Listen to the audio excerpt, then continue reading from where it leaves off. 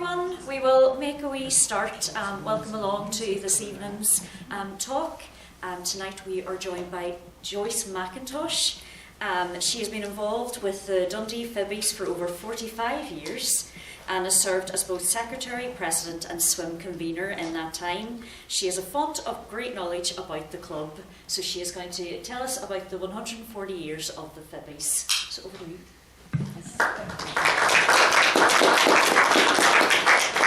Thank you everyone for coming along to listen to all about the Amphibious Ancients, affectionately known as the Phibbies. As I say, my name is Joyce McIntosh.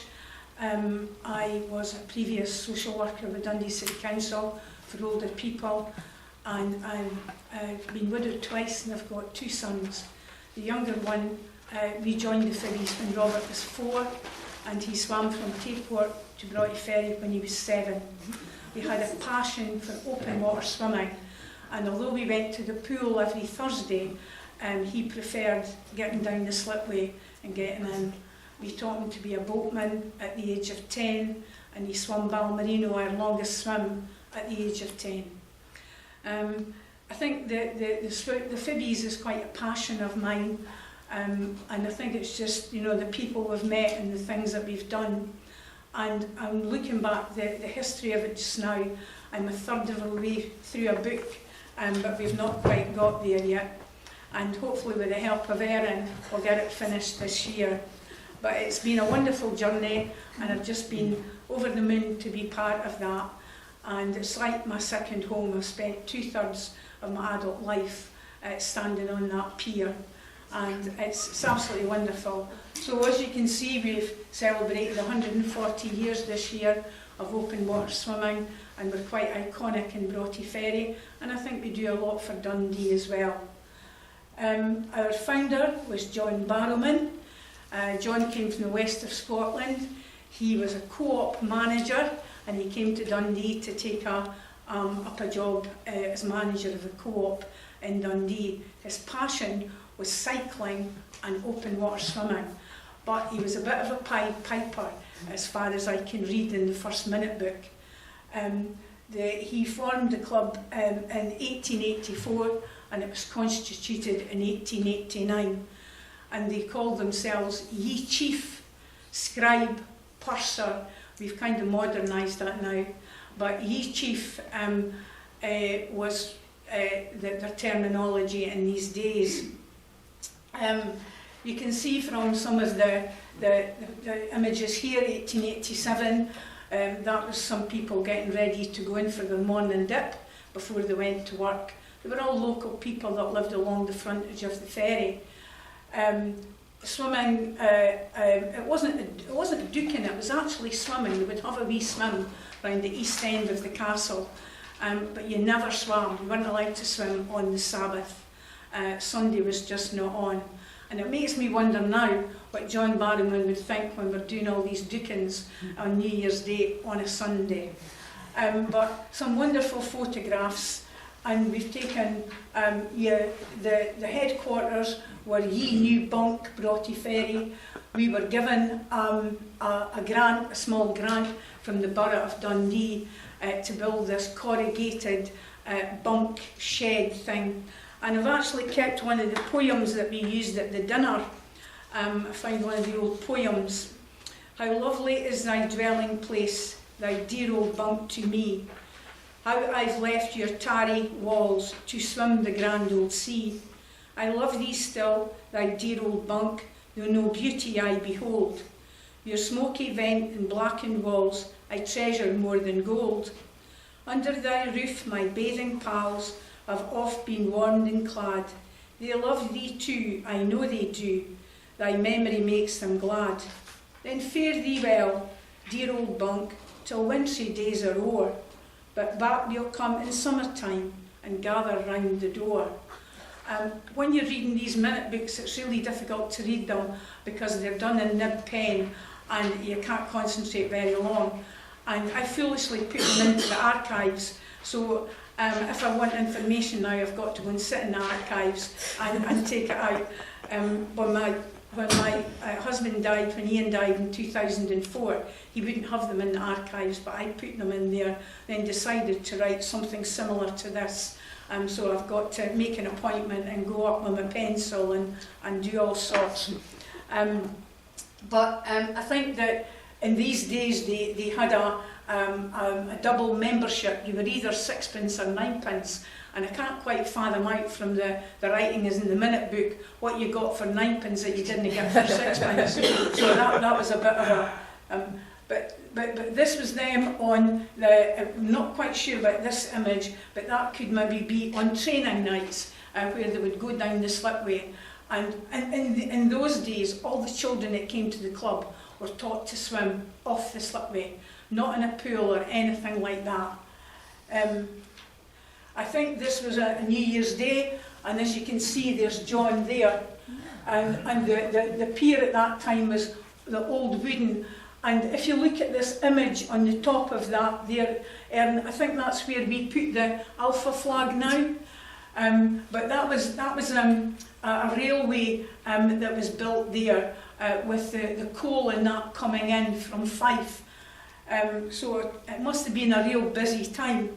That was 1937, and I think that was on a day when they were having a Tay Championship.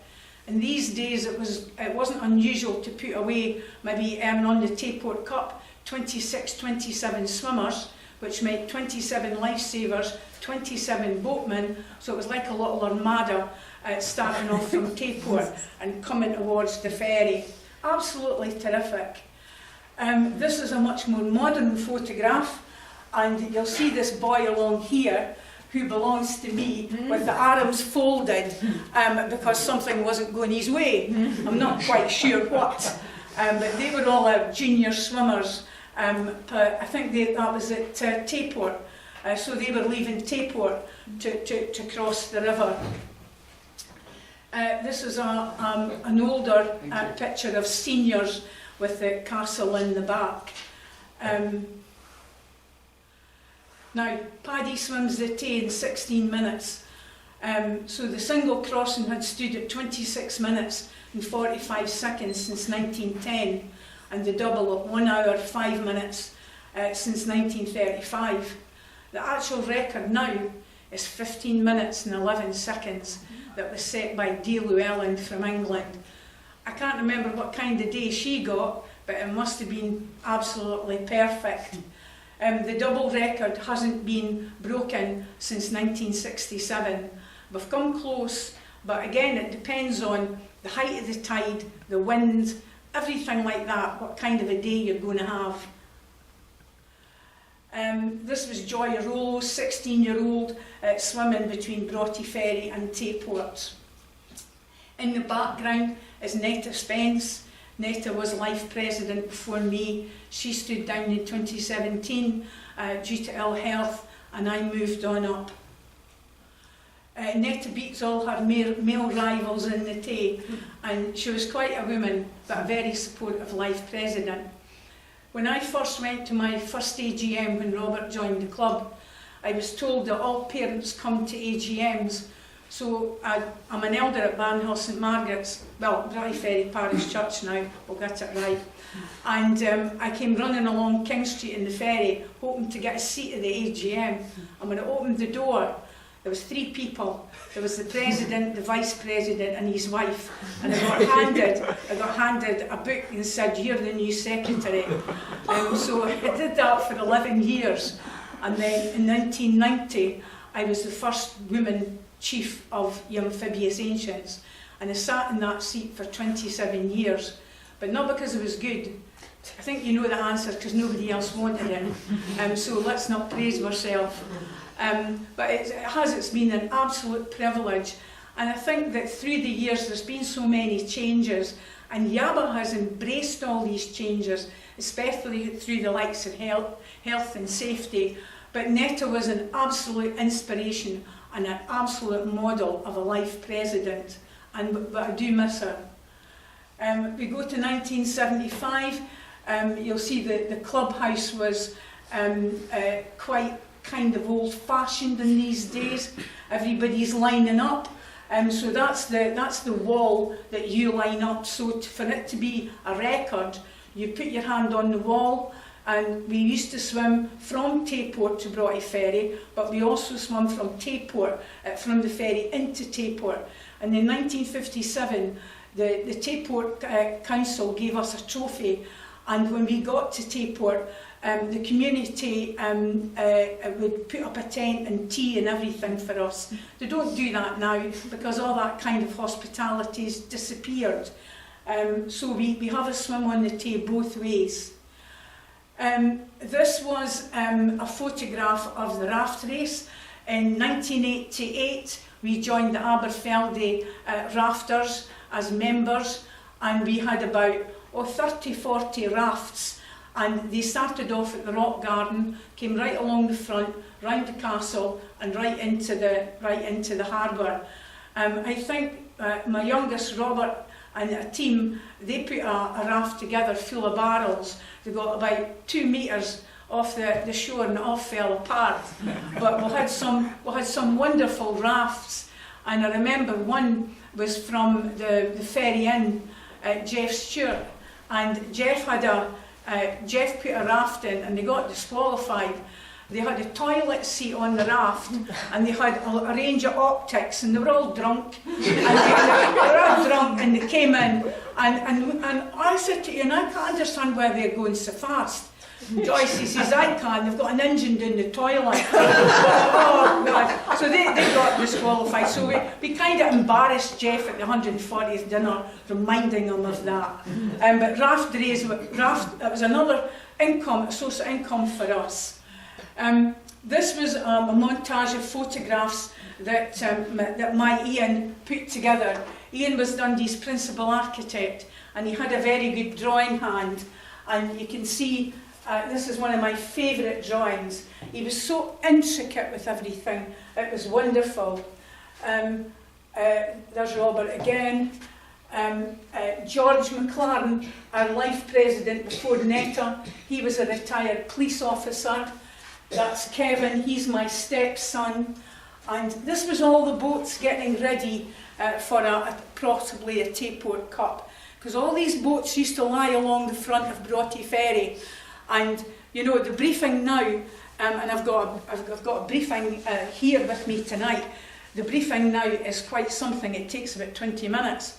When I used to organise the swims, every one of them, I'd be going home on my bike and I'd see one of our boatmen, and he was a street orderly, and I'd shout, Mick, Tayport Cup tomorrow night, 6 o'clock. That was his briefing. So he would get his boat and come round, and we'd just get cracking with it. That's me. That's my first Dook in 1980. I joined 1979, and I got the fright of my life when I got in that water. It was quite rough that day. It was quite rough. And what did I not have on? Cap. And that's a must, because the heat just goes out. And I wasn't aware that there was a ledge there, and when I got in, it disappeared off the ledge, and I grabbed Gus's leg, because I didn't know what else to do. But you know, we've had some fantastic events. That's my stepson Kevin at the age of 7, just coming back from a Tayport Cup. This was, again, Ian, this was our 100th dinner, and our president at the time was quite a Jack the lad. And he said to me, and I remember, you're in charge secretary of the 100th dinner. Now, we're not wanting any Mickey Mouse, we want this to be really good. And I went, right, Dennis, what's my budget? He says, 12 and 6. That's all we had in the pot. But we made it, and we had a wonderful dinner. We had Commander Jerry Fosberg came up from England, very well noted in open water swimming, and we had a wonderful night. That was the start of the Bridge to Bridge one evening, and that was Dennis, our president, in his younger days. That was W.G. Anderson, our scribe, at the top, and that was some of the kids.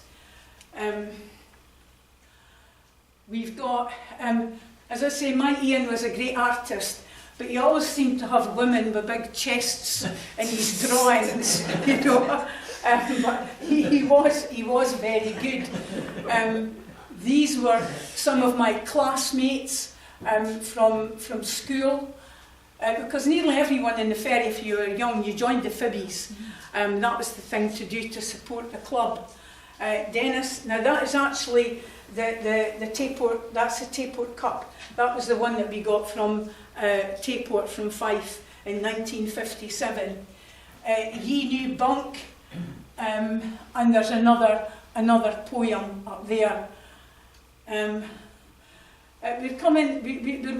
moving on now, and I think income streams and the sustainability of the club was a headache, because like way down the pecking order these days for charity money will go to children, it will go to medical, it will go to animals, way long before it comes down to sport.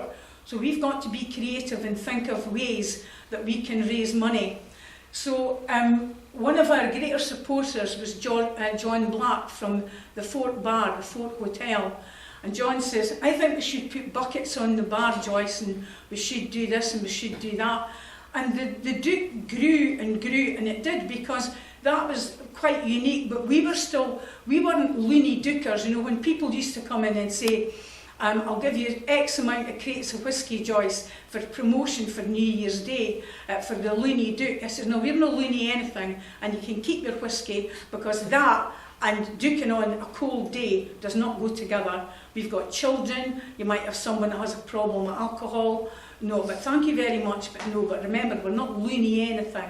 This is a tradition for us. This is a tradition. The crowds we get then are just as strong as, if not more, the crowds we get now. It could be 6,000–7,000 that we get, and we just go down the slipway. This is the kind of crowds that we've been able to get these days. You can have about 30 different charities, and I like to count that up and do sort of an analysis when it's over, because we are facilitating. The coffee shops are all open in Broughty Ferry. 30 odd charities are getting the benefit from all these people dooking, and sometimes that can equate to maybe over 20,000. So we feel that we're doing good, and we're getting the revenue out of this. But before we get one Dooker application, it costs us 6,000 to stage that. So we look now for a major sponsor for a third of that. And then I started a programme in 2010 where we get adverts, etc., put in a wee bit of the history, put in the forthcoming swims for the year. So we've just built on that, and it's been absolutely fantastic. When it was Dundee's 600, we had Henny King, and Henny came to Dook with us.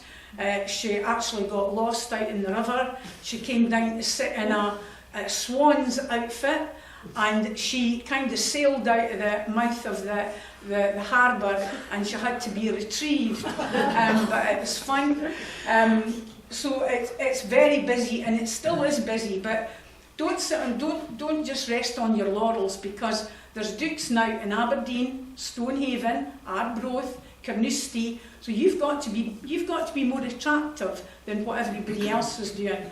We'll never equate to the one in Edinburgh, because that has actually that part of that gets funded by Edinburgh Council.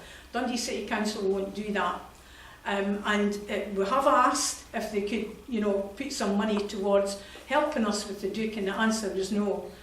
In 2013, I was very fortunate to be Dundee Citizen of the Year, and we've had four Lord Provosts, and we had Merv Rolfe. Merv lost his glasses in the seaweed. We had John Leckford. He took a heart attack 3 weeks after being in. We've had Bob Duncan, who's never been the same. So we've had some success. In the year 2000, we did a relay across the river, and it was very chilly. Some of the swimmers only lasted about 2 minutes, but we came home to a massive crowd, and it was Lord Provost Helen Wright. Helen totally refused to take off her clothes and go in there, but she was there waiting for us with the Lord Lieutenant of Fife, and it was a great day. It's not something you would do now due to health and safety, but this is a fantastic day. It was always meant to be a community day for the ferryites and coming together. They called it Nair Day, not New Year's Day, Nair Day. You can see from the other side of the castle, people are just thronged all around. And we get that every year, and that crowd has grown and grown and grown. We have a fleet of these blue boats. The first one was built in Tayport, and the first president, Dennis's wife, Phyllis and I said, well, the new boat's arrived, we'll go and sit in it. Now, Phyllis and I were rather large ladies, and we both sat on the same side of the boat that night, and we just couched up. But the good thing about it was, it kind of ballast, it came back up, and we thought, yeah, we'll buy some more of this. If it takes us, it'll take anybody. So we try to again, another income stream.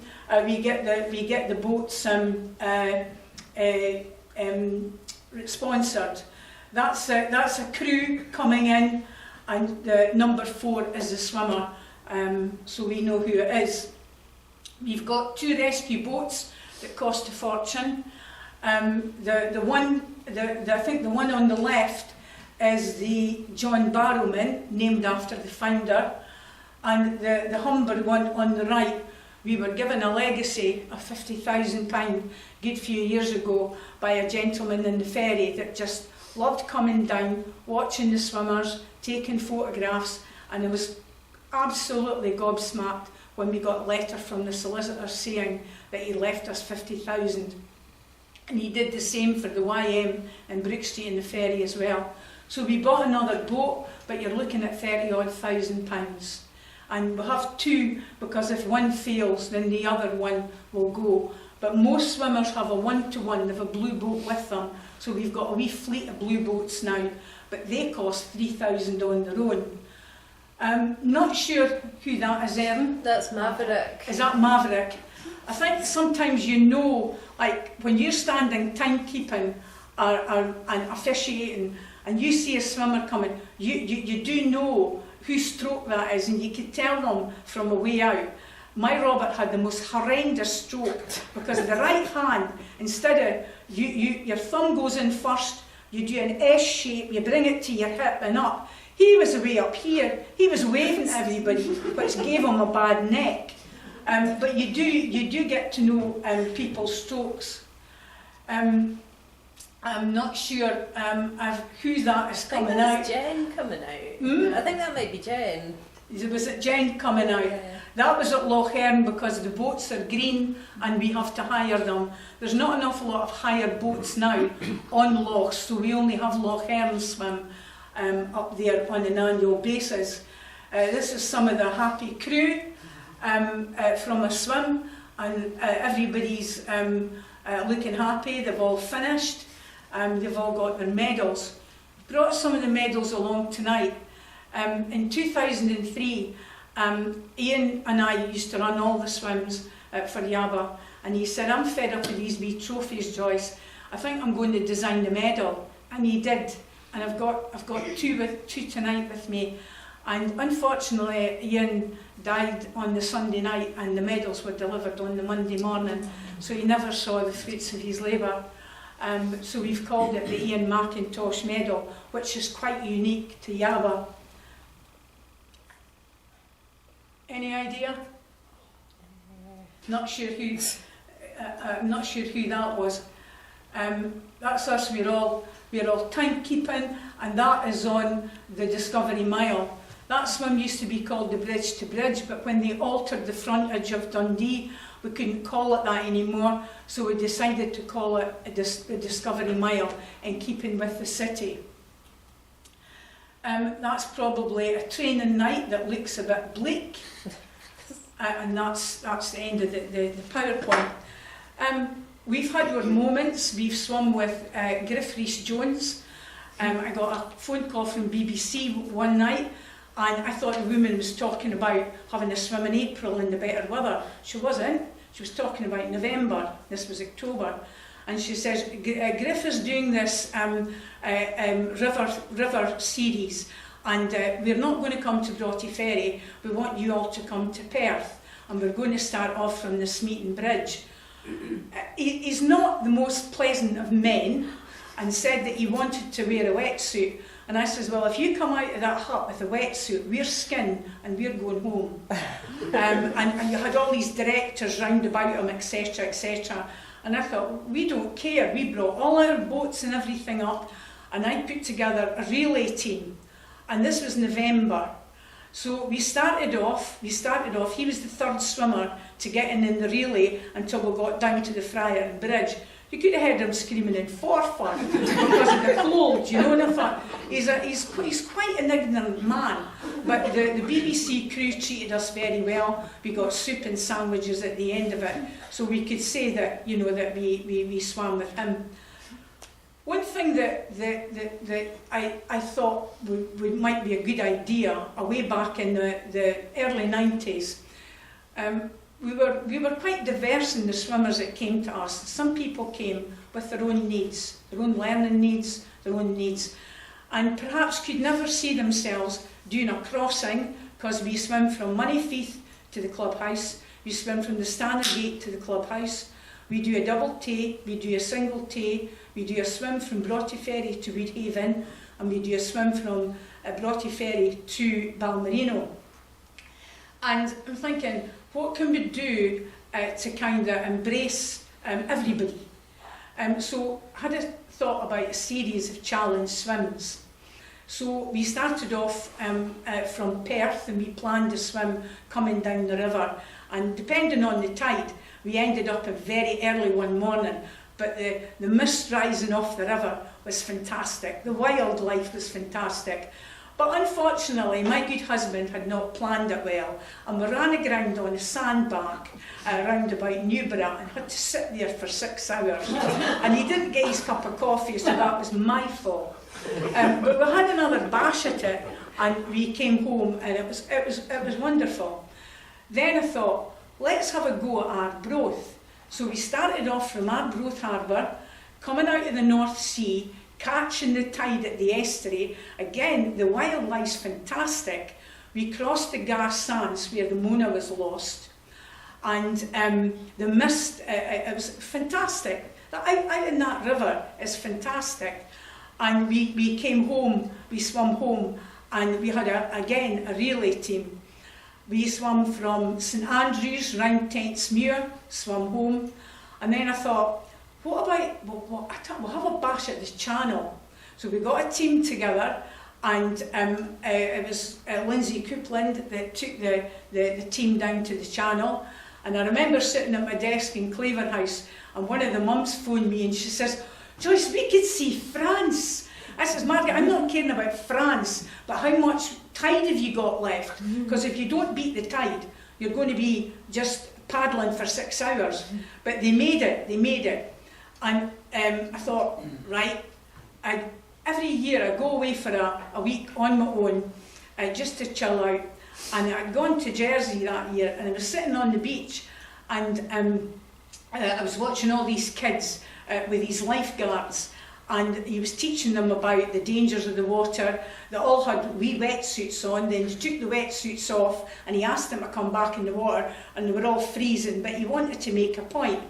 And I noticed this chap walking towards me, and I thought, oh, it's Peter from the Jersey Long Distance Swimming Club. He says, what are you doing here? I says, oh, running away. And I says, but you know what, I'm just thinking, I'm going to bring a team here. And he says, well, we'll get the boat and everything. When you go home, you sort it out. So 45 miles circumference around Jersey, but you're tidally assisted, and if you go at the right time, on the top of the tide, you're fine. So everybody did an hour till they got round. So we went out the first year, we did a lot of fundraising for that, full of enthusiasm. We went out the first year, but the Jersey Long Distance said it was too windy, and it was, because on the corners of Jersey, of the island, it's like two tides that come crashing together with very little wind, so they said no. So they all went home a bit despondent. We booked it again for the next year, and it was absolutely fantastic. We started off at Elizabeth Castle at 4 o'clock in the morning, and they finished just about tea time. And it was an absolutely fantastic, we were there for about 5 days, and it was absolutely fantastic. And I think that to do these challenge swims is being creative, it's putting something into the club, and it's also embracing people that are maybe nervous about going out and doing a solo swim. I think that going to the finances of the club, that does take up quite a bit of governance, because we are affiliated to Scottish Swimming, and there's do's and don'ts of what we can do. I mean, we talked about briefings for swims in the early days. Now, this is all the briefing that we have to do. We have to show and demonstrate what we expect from the swimmers. The lifesavers have to go through a special training, you know, to make sure that they're looking after the swimmer. The pilot is rowing the boat or using the engine or whatever. So it's much more intricate now than what we did in the past. But we've survived all this time. We've had a wonderful time, you know, even with Griff Rhys-Jones. We've done all our challenge swims, and we've met some lovely people. I remember there was a lady phoned me from London. She was a school teacher, and she said to me, she was German, and she says, my mother's name's Lottie, and she wants to come and swim with you. Well, Lottie was 75, and she had had cancer. She was in remission, and she says, can you accommodate my mother in Broughty Ferry? And she can come and stay with me. So I picked her up at Tay Bridge. It was in no doubt who Lottie was. Very tall, blonde, Aryan. And you know, she put Robert Mitchell Sr., one of our really good swimmers, she beat him hands down on the double. She was absolutely fantastic. So we've had the pleasure of meeting people like that, and you know, the Dundee City Council do embrace us very much on New Year's Day, and they've played their part in coming into the swims and things like that. But the history is absolutely fantastic. There's a lot more. I've brought along one of the trophies. It's 1908, and it was presented by W.G. Anderson, one of our scribes of 1910, 1908. And it's a lovely trophy. It's silver. It's a ladies' trophy, and we've refurbished the bottom of it. There's lots and lots of names on it. We've got about 67 trophies for all different categories, donated by family members. And it's good because, you know, occasionally I do get emails from people in Canada, Hawaii. My granddad was in the Phibbies, if you got any information, so you go and dig something out. And it's just wonderful that people are still coming to you to do their family tree and, you know, stuff like that. But we've had a fantastic time, and we hope that we'll see many more years of YeAABA.